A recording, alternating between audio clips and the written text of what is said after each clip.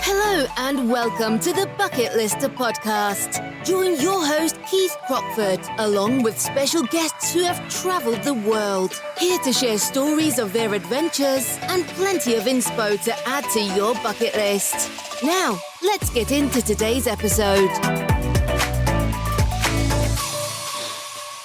Hello, everyone, and welcome to this episode of the Bucket Lister podcast. I am your host, Keith Crockford, and today I am chatting with James McKenzie. Hello, James. Hi, Keith. How are you? I'm good. Yeah, very good. Jolly good. Well, I reached out to James a couple of days ago because I had a conversation on the phone with one of our bucket listers who's booked with us to go to Aconcagua. And in 2025, and he wanted a little bit more information, and he said it would be great if you could do a podcast on Aconcagua. And I thought, who would be great to bring on and have a chat about it? And then you sprung to mind, James. So here we are.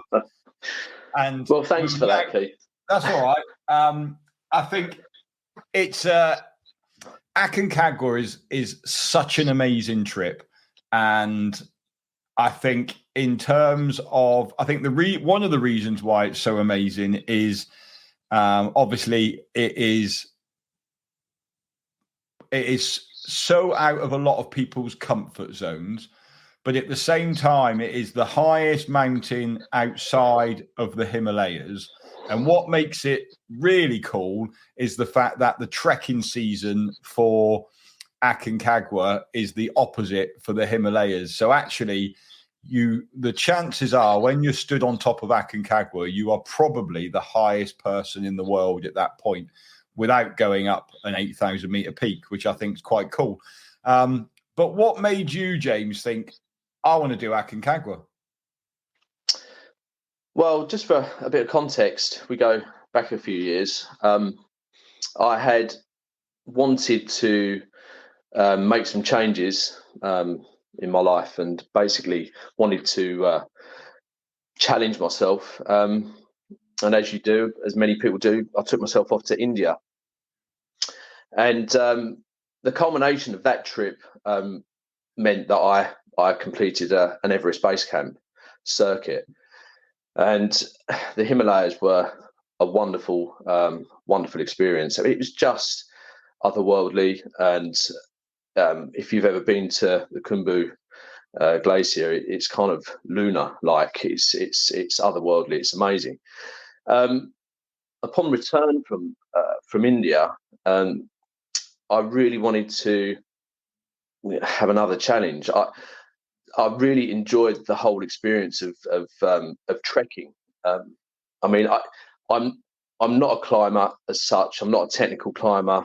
I'm very much a hill walker, and I love the outdoors. And really, Aconcagua, after having done some research, really presented itself as a real mountain that you can walk and you can trek pretty much to the top, to the summit.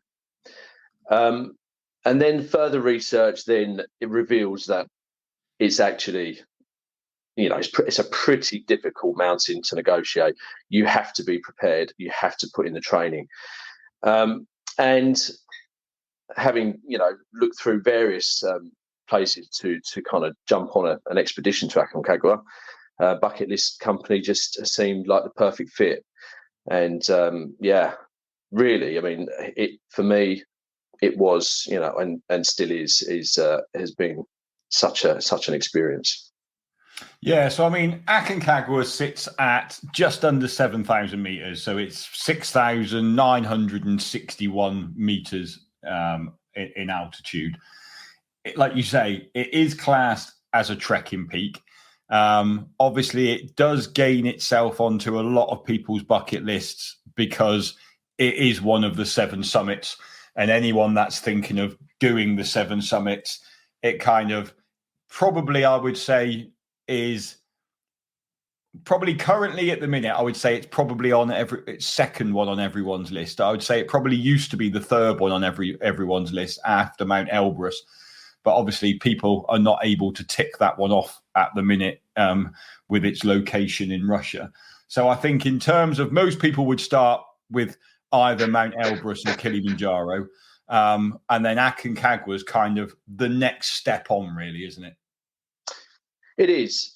I think if you're going to attempt something like Aconcagua, having completed something like Kilimanjaro or some various other peaks would be preferable. My route into Aconcagua didn't really have anything other than perhaps Kalapata, which was on the Everest Base Camp route, which sits at just over 5,000 meters. Mm-hmm. And so, just for further bit of context, I've since done Kilimanjaro, and for anyone listening, it's really important that you don't fall into the trap and underestimate the mountain that you've chosen to climb, because you can put all of the effort into climbing something like Aconcagua, and then decide to climb perhaps a slightly lower altitude mountain and find yourself, in a world of hurt if you haven't put in the effort. It's really, really imperative that you train and prepare yourself. Yeah, I mean, we did Kilimanjaro together, didn't we? We did, yeah. Amazing. And maybe once we've discussed Aconcagua, we'll have a quick chat around how you found the differences between the two of them. Now, obviously, Aconcagua is in South America. It takes quite a while to get there in the first instance. You left pretty much, I think it was the day after New Year's Day, I think you left for your trip, something like that. It was quite close, because January's like a peak time for Aconcagua, isn't it? Yeah. Going back a few years now. So January 2020, we flew into Buenos Aires, and then we took a connecting flight into Mendoza. It's an amazing, amazing part of the world. Mendoza itself, obviously famous for the wine valleys and Malbec, and the food is just a gastronomic feast. I mean, steaks and things like that. There's some great restaurants, and you can really kind of enjoy yourself in and around Mendoza. But it was a strange time of year, obviously coming in January, and then later on, having returned home, obviously we had the pandemic, and kind of the world kind of turned upside down. So in hindsight, we were quite fortunate to have got in January, and then have got home, really. But yeah, and looking back now, I mean, you did 2020. 2022 was the first year really that it opened back up. It was only really kind of last year that you were able to do it again, and probably 2023 realistically was the main time that it really opened back up for tourists, because even 2022 was quite slow in people traveling again and those sort of things. So you were probably really one of the last out in 2020 to actually achieve that in terms of the pandemic hitting.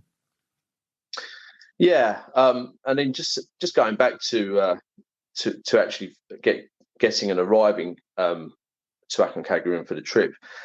Mendoza, again, we spent a few days just kind of chilling out and acclimatizing, but there was always this feeling. It wasn't an imposing feeling, but the team itself, once we'd gathered and we got to know each other, we were all pumped.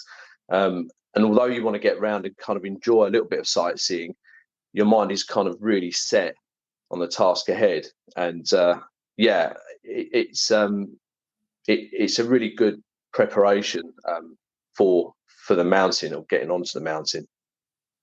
And what about visas, paperwork, getting in there in the first place? What was the process from that perspective for everyone listening? So you don't need you just need a tourist visa to get into Argentina. You don't need like a holiday visa. You don't have to apply for a visa. You can get into Argentina simply on a tourist visa. And then really the permits are all sorted once you get to the national the park gates. They're all applied for, and our guides, they went and got us our permits. They were all sorted for when we began our approach to Camp Confluencia. And then obviously then, so you're in Mendoza, the team are all together. You've got all your kit with you. Obviously, having done Everest Base Camp, the kit requirements for something like Aconcagua are kind of, again, just up that next level, aren't they? You need a bit more specialist kit with you than you would do on a Kilimanjaro or an Everest Base Camp trek. Did you take all that out with you, or did you get any of it while you were there? There were just a couple of items that you can get from a local store in Mendoza, and what's recommended is a kind of a very light sleeping mat for the tent up at the higher camps. You require that to just to put under your sleeping bag. Some guys they bought specialist boots. I had my boots. I took some boots with me. But yeah, the kit itself it's a really good idea to understand the kit that you're taking, and obviously wear your boots in, make sure that they're broken in, and various other things like down jackets. Do a little bit of research about down jackets and what you need at particular altitudes. Higher up on Aconcagua, it does get bitterly cold, and summit day there was a traverse, and we were for 30 minutes blasted with pretty cold snow up there. But kit is it's fundamental. So you definitely need to know and understand what you're using. How many pairs of boots did you take? Did you take 2 pairs of boots with you, or did you do it all in one? So I had a pair of boots for the approach and getting up to kind of Plaza de Mulas, which is the main base camp. And then I had another pair of kind of specialist boots that you could clip crampons onto. We used the crampons on that one traverse that I mentioned earlier, and it's the two lots of boots were used, and I will say the Berghaus boots that no, not dropping any brands, Keith. But the Berghaus boots I used, they got used, and I didn't use them again after that because the mountain just they got trashed basically. Yeah, was that the approach set or your mountain set? That was the approach set. Yeah. I had a pair of the specialist boots were that bit more expensive to clip crampons onto. Yeah. And then in terms of rope skills, then did you need any rope skills for it whilst you were on there? Yes. So it is. I think it's advisable that you have some basic rope skills. So you want to know how to kind of wear a harness, and you want to know how to negotiate a rope. If you'll need to pull yourself up. There's a couple of sections where you need to pull yourself up, and perhaps doing some belaying would be recommended. But on the whole, I mean, it's not really a technical mountain, so you're not having to use ropes and clip yourself to rock faces or anything like that. And so don't be put off by things like that either. It's it's doable under your own steam. You just need to pull yourself up on a couple of sections. And did you use ascenders for that, or was it literally just hauling on the rope? It was literally just hauling on the rope. All the ropes are set up, and you can literally just pull yourself up. Okay. Do you want to just explain to us then? Because Aconcagua is, I would say, an expedition style trip compared to, like, again, a Kilimanjaro or an Everest Base Camp, in terms of the way the trip is run.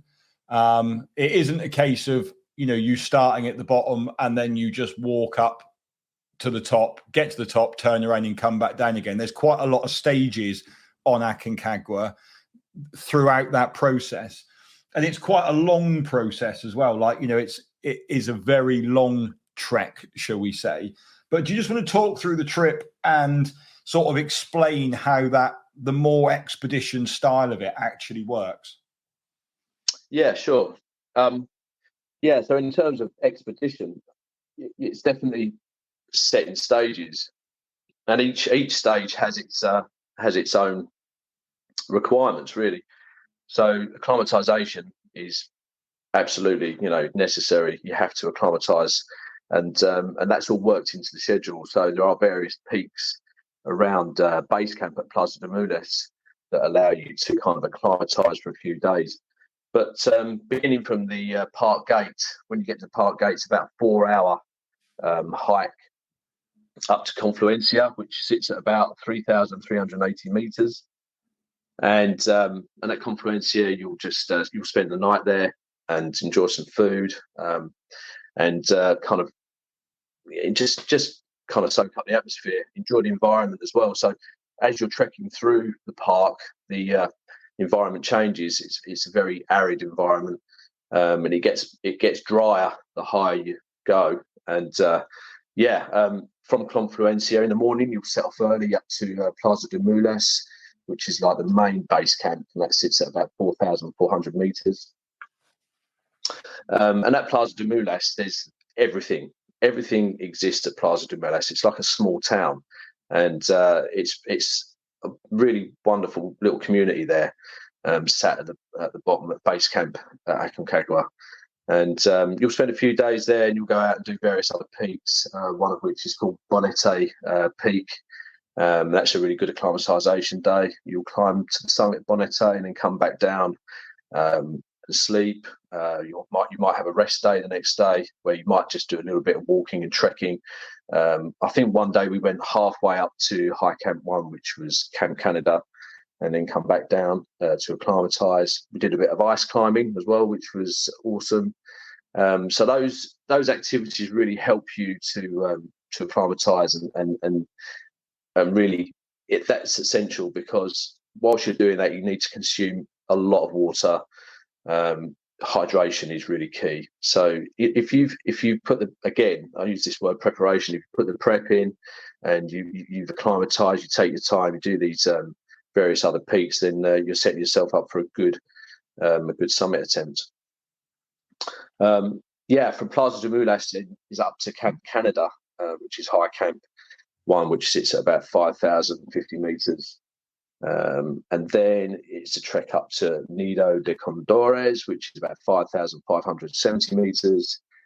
And then you're continually ascending. So up to Camp Cholera, which is at 6,000 meters, and from there you'll attempt your summit, which is about an 11-hour trek up to just under 7,000 meters.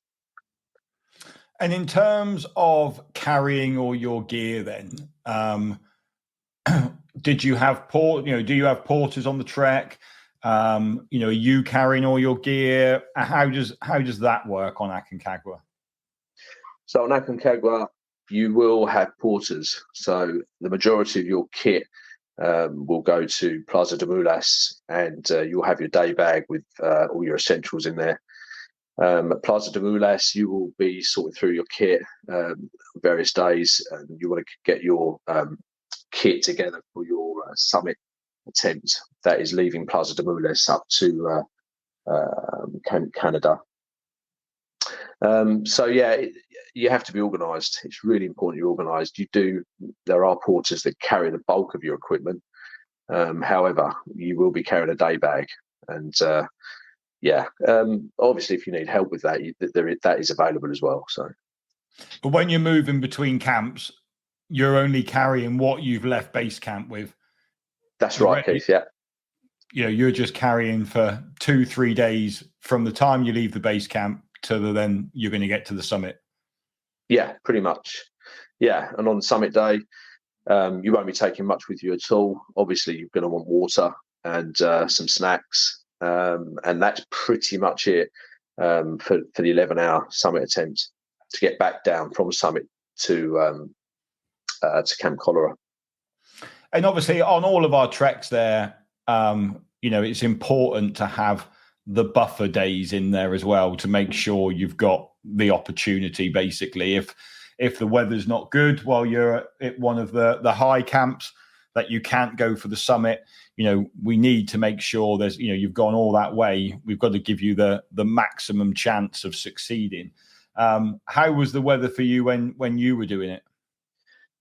We were really, really fortunate. The weather was very, very kind to us. I think we had to wait. There was a window of opportunity. I think we waited for the weather to develop, and there was quite a lot of cloud at one point, and we held back on the summit attempt, and then it changed all of a sudden, and obviously that's, you go for it. And on the summit, we were so lucky. It was just beautiful. It was a beautiful summit day.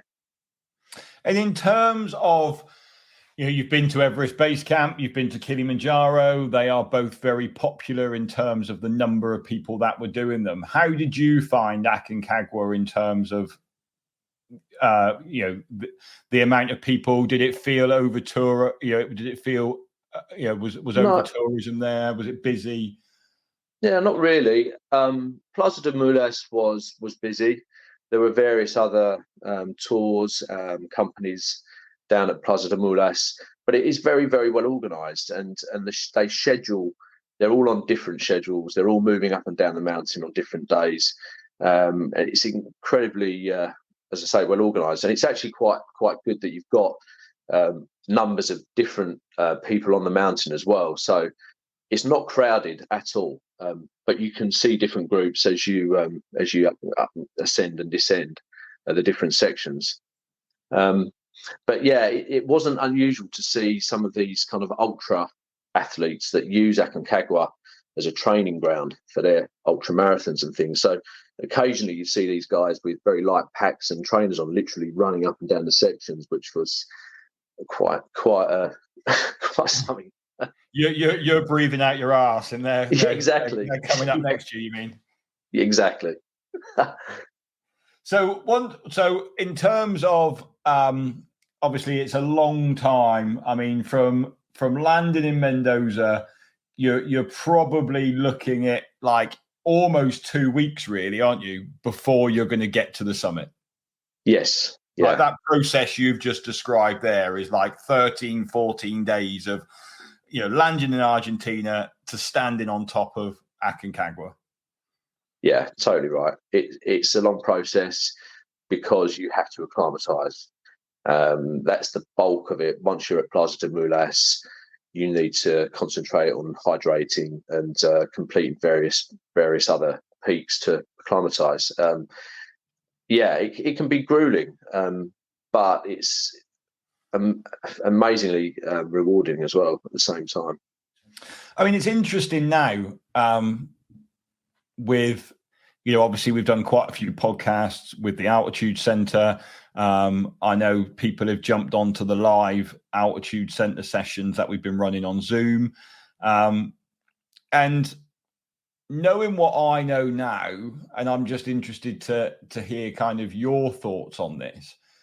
Like, obviously at the Altitude Centre, you could go there and get yourself pre-acclimatized to 6,500 meters prior to you arriving in Argentina.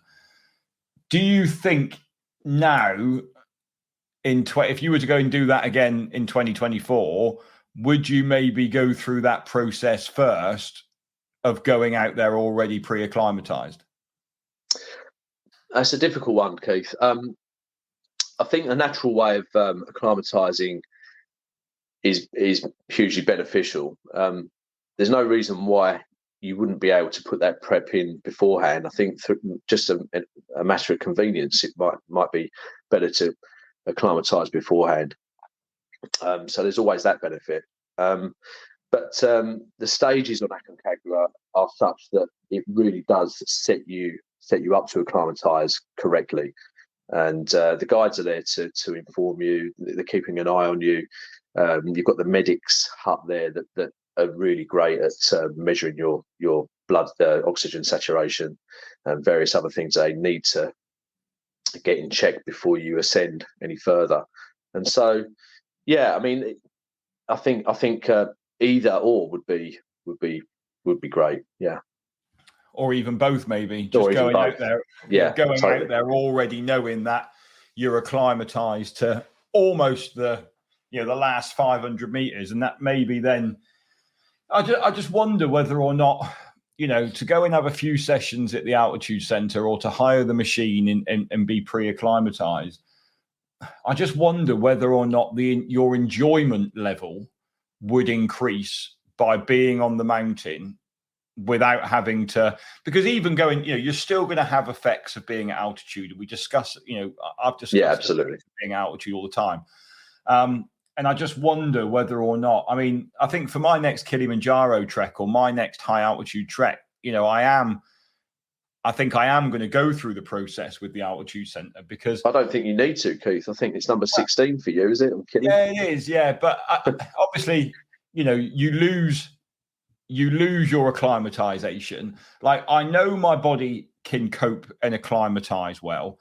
I know I recover very quickly, but I would just be really interested to go through that process. And maybe I do need to go and do it for a higher one rather than, but I just think it would be really interesting to see how if my body reacted any differently by already going through that pre-acclimatization process before you go out, and actually whether or not you just feel better every day, whether or not you just don't have so many of those effects of being at altitude that you would get. And I just think, obviously Aconcagua was a long way. It's a very, very expensive trip in terms of other, the Kilimanjaros, the Everest base camps, etc. You're doubling the price really to go and do Aconcagua. And I just think, if you are spending all of that money, whether or not having that little bit of peace of mind that you're going out there already acclimatized is actually a benefit. That, I suppose that's where I'm coming from, really. I think that's a good point. I think if it's there, if the option is there, then certainly research it and go for it. Maybe that can just be like a bolt-on accessory to your training and prepare you again.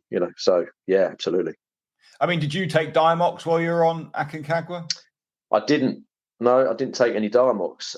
I drank plenty of water and just followed all the advice that the guides gave us. Diamox was on hand. Didn't take it. However, I did have symptoms. I had developed a headache at one point, and there's a little bit of kind of sleeplessness higher up. But that's natural. You're gonna have symptoms. You're gonna have a couple of symptoms. What you don't want is all the symptoms together. That's what you're. Yeah, and like I say, as we discuss all the time, that is an effect of being at altitude, and you will always have effects of being at altitude. That doesn't necessarily mean, and like you said, you were being tested regularly. You didn't have altitude sickness at any point. They wouldn't have allowed you to carry on. So, having a headache or a lack of appetite or, a bit of sleep deprivation, that's just an effect of being at altitude. And, the chances are you're going to have one or a couple of those at some point during your trip. Talk about summit then. So what time did you set off? What time did you get to the summit? Like, what time did you get back down again? So summit day. So yeah, you're starting from Camp Cholera. So it's about 6,000 meters. And you've got to cover just shy of another 1,000 meters to get to the summit. For me, it was probably the most memorable part. Obviously, summit day, a lot of apprehension. You don't know what's going to happen. You don't know, have you got enough left in the tank, that sort of thing. And it was 11 hours. So we started out at 4:30 in the morning. It was still dark. We had our head torches on. And then we completed our traverse. And as I explained earlier, that was bitterly, bitterly cold. So it's really important that you've got, again, the correct kit. You've got the right down jacket. You don't want any exposed skin when you're doing that section. And after that, you're coming up to the Canaleta, which I think is translated as gutter. And it's called that because it's basically just a gully that's filled with boulders. So you have a little rest there at the foot of the Canaleta, and then you start to ascend the Canaleta. So you want to put your hard hats on, and it's about 800 meters, the Canaleta. It's grueling. I won't make any bones about it. It's a difficult section. But the reward is the top of the Canaleta is the summit of Aconcagua. So we spent a few minutes on the summit, good few minutes, photographs, and the views were just amazing. It was one of the most emotional experiences of my life. I still today cannot quite put it into words, what it meant to summit Aconcagua. But with any mountain, it's optional to climb, but it's mandatory to get back down again. So advice, make sure you've got plenty in the tank. Yeah. And back down the same way? Yeah, back down exactly the same way. We got back down to Camp Cholera just after sundown. So it was a long day. Yeah. And then straight into bed. Straight to bed. Try to get a few hours kip, and then up in the morning, and you're screeing, sliding all the way down the scree to get back down to Plaza de Mules. And what's the food like on the trek? I mean, that's quite a big thing for a lot of people. Awesome. In a word, awesome. The food that they provided was out of this world. In fact, it's just amazing. Yeah. So every day was different. It was 3 courses. They really fed us fantastically well, and it was all of the nutrients and things that you would definitely need for attempting something like Aconcagua. Really, really good. And on one day, give us an idea of your menu for a day. Then, what would you have from breakfast to dinner? So breakfast consisted of porridge with fruits and nuts, and there was coffee, and then we could have like pancakes. There was some fried foods. You could have you could make yourself up a very basic, like a fried meal, like a sausage and some kind of bacon. There was eggs. You could have herbal teas, or there was various other drinks you could have in the morning. And then obviously for lunch, you'd be having your snacks and sandwiches and various other fruits and things for lunch. And for dinner, they had menus such as consisted of pastas, and there was steaks. There was also kind of desserts as well. So, cakes and all kinds of sweet and confectionery. Yeah, really, really, really good. Fantastic. And on one day they did like a huge barbecue, which consisted of like just this. They were barbecuing like racks of beef and all kinds of things, and it was just amazing. Yeah, really good. Any Merlot on that night or not? Sorry?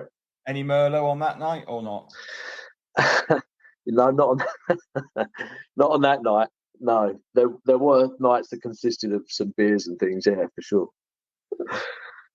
And then obviously you're back down and back out you return back to base camp, and then you're heading back to Mendoza. Like, how long did you have between sort of finishing back at base camp to then flying back to the UK again? So coming down back to Plaza de Mules, I suppose that's a good place to start the descent. So you literally complete the descent in a couple of days. And it's pretty arduous trek from Plaza de Mules back out. You have lunch at Confluencia, and then you only a couple of hours there. Then you're trekking straight back out to the park to be picked up in the bus to be driven back to a lodging where you will have a proper meal and a few beers before heading off back to Mendoza. And then it was a couple of days, I believe, before you fly home. So there's plenty of time to. Like I said, you didn't really use the buffer days either that were in there, did you? So that kind of you tagged that onto the end of the trip really, and gave you a few more days at the end, because you didn't need. Yeah, it's important. Days really. So obviously you did it kind of the other way round. In terms of most people, like we said at the start, would start with Kilimanjaro and then maybe move on to like Aconcagua next.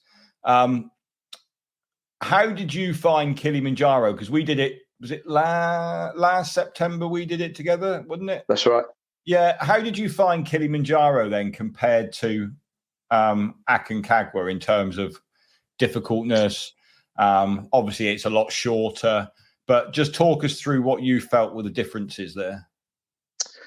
I think it's the profile of the mountains, different environments. Aconcagua was very arid, whereas Kili's obviously very kind of almost tropical to begin with. But for me, I think the difficulties for me arose on Kili on summit day. Do not underestimate summit day on Kilimanjaro. Whether you've done a higher altitude mountain or you feel yourself that you're more experienced, Kilimanjaro does not disappoint in terms of endurance. And I think fatigue really set in. And also, I just felt perhaps I didn't put in enough training for Kili, having done Aconcagua, and it wasn't out of arrogance. I just felt that because Kilimanjaro was a lower altitude, that it may have been that bit easier, but absolutely not. No, because and like I think Kilimanjaro was hard because of leaving. Because like on Kilimanjaro, you leave at like midnight. You have a long time walking through the night on Kilimanjaro, don't you? Sunrise is around about 6:30 in the morning, so you've probably got 7 hours of walking in the dark, realistically, on Kilimanjaro if you're leaving at 11:30 midnight. Do you think that made a difference on Aconcagua with only leaving at like 4:30 in the morning? Yeah, I think so. I think you've definitely got more energy in reserve on the summit attempts on Aconcagua, and the sections leading up to summit day as well. Probably, although on Kilimanjaro it's shorter, but it's that summit day because you leave at like 11 o'clock, 10 o'clock the night before, and you haven't had any real sleep in the hours preceding your summit attempt as well. So you have to, you're literally climbing through the night for a good 6-7 hours. And also I felt the ascent on Kilimanjaro up to Gilman's Point was probably more severe. It's more acute. And so you're traversing, it takes that bit longer, zigzagging up to the top. But the views from Gilman's, it's worth it. It's so amazing, worth it. Amazing. Yeah. What would you say then to anyone that's thinking of, and obviously, Aconcagua was nearly at the 7,000 meter mark. It nearly gives you that 7,000 meter tick, but just not quite. But what would you say to anyone that has got Aconcagua on their bucket list or has listened to this podcast and now thinks, oh, do you know what? I've done Everest Base Camp. I've done Kilimanjaro. Maybe this is the next one for me. Do it. Absolutely do it. You will not regret it. It's an amazing experience. It's a real team effort, but that's the same on every mountain. But what you get with Aconcagua is that extra bit of altitude, I guess. But you also get a different mountain. It's a different environment. It's a different culture. And that's the great thing about climbing and visiting different mountains, is that they're located in different areas. But put the preparation in, learn about your kit, and do your homework, and you will not regret it. You will absolutely have the most amazing, wondrous experience if you summit. And how do you think? I mean, because I think obviously, Aconcagua from flight to flight is going to be just over a 3-week trip. Kilimanjaro is kind of an 11-day trip. So, there's a big difference there. Do you feel on Aconcagua that you get more of a team bond because of the time you are there with the team and the locations you're in with them as well? It's a good question, Keith. I don't know. I feel that both of those experiences, in terms of bonding and getting to know the team and being part of a team, was great in both respects on both mountains. You're going through a real arduous experience. Doesn't matter which mountain it is. You definitely bond. with people. You can't not bond with people. You're forced into a situation where you're experiencing something that's just extraordinary. So the friendships you make on mountains are friendships that will last forever. Yeah, because people always say to me, do you ever get any bad groups? Do you ever get any groups that you like? And I always say to people, like, honestly, I've never ever had a bad group, and I feel that's because everybody that's there is there with the same goal to achieve. And if you've booked onto a group trip to climb a mountain, I just imagine, I just think that most people are going to be really similar. Like, you're going to just find people who are just like you, in essence. Yeah. We've all got the same objective. We're all there to experience the outdoors and experience the mountain, experience the culture. And I mean, it's one of the most enjoyable outdoors experiences you can do, because you're real character building as well, which is just great. So to anyone that's listening that wants to do Aconcagua, give it a go. Absolutely. Go. Perfect. Okay, James, before we bring this to an end, what is left on James's bucket list? Well, I believe we've got a trip to Toubkal in North Africa next February, which I'm really. You're just getting lower and lower, James, aren't you? Like, you're going to start scuba diving in a minute. Like, well, that would be on the bucket list too, Keith. I'm sure there's a great trip to Goza somewhere. So, I'm sure there is. Let me know when you find it.